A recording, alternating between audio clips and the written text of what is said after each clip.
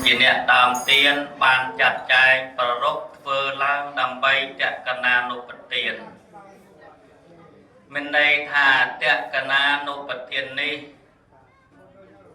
ឧទ្ទិសជូនដល់បុព្វការីជនរបស់ញាតិញោមនៃពុទ្ធបរិស័ទទាំងឡាយ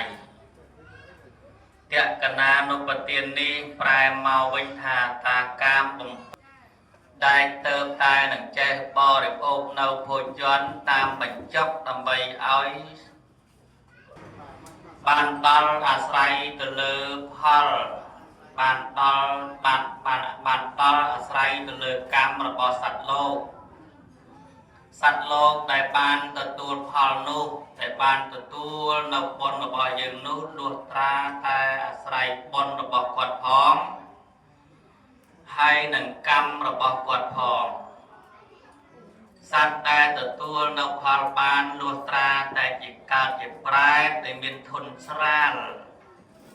ហើយបើកើតទៅក្នុងធន់ធ្ងន់នោះក៏មិនអាចទទួលនៅ